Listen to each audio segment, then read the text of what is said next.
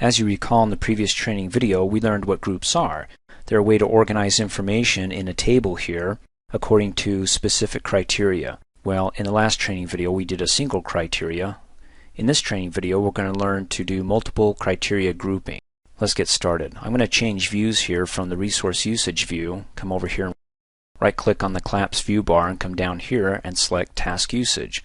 It has a list of all their tasks, and then underneath each task a list of all the resources assigned to that task. So what I want to do is I want to group these by critical or non-critical tasks. So I'm going to have two categories after they're grouped. And then within those categories, after they're grouped, I want to have a second criteria that says go ahead and categorize them by start dates. So I'm going to try to keep it simple here so you at least get simple understanding of what it means to do multiple criteria grouping. So to get started, all I have to do is come up here, click on the project menu, go down to group by, and then over and down to customize group by.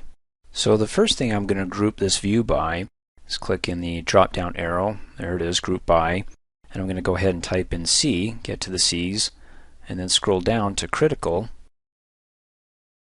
And then after it groups them into critical or non-critical or those categories, then I want it to be able to group by, hit the letter S, type in T, by the start, and then click off in a blank area.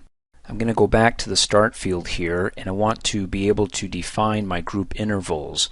In other words, clicking on the button, it says I can define that by each value, or say I want to do it by months. Does that make sense? Because you have your tasks that are beginning on different days. Hopefully everyone has its own day that it begins. None of them are starting at the same time. If they did, then once they group them by critical and non-critical, then if there were two starting at the same time that were in the critical category, then they would be grouped together.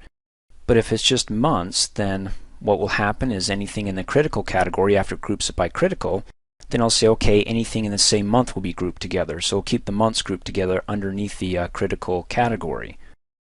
Click OK. And then when we're ready, come down here and click OK, and there we go. So we have our critical, no, and then we have our criticals, yes. So again, critical tasks that if you delay them by 1 day, it's going to affect the end date of the project. And then the non-criticals, if you delay them by a day, they won't affect or bump out the end project date. At least maybe a day, but if you start adding more and more days and delaying these tasks, eventually they'll affect the end project date. But the non-criticals are, I would say, not an immediate threat to the end project date. So after it puts them or categorizes them by critical, non-critical, and then critical, then within those categories the next grouping is by month. So everything here that's non-critical is only in August, but down here the tasks that are critical are not only in August, but also we have those grouped in September, again by month. Pretty cool. Now after I go ahead and customize this, if I like it, I might as well save it. So you can do that by coming up here, clicking on the project menu, going down to group, and then going over and down to customize group by, and go ahead and click save, and then give it your fancy name. Click OK. And let's verify that it's been saved by coming back up here, clicking on the project menu, going down to group, and there it is, my Spiffy. Or you can come over and down and select more groups, and there it is, my Spiffy custom critical groups.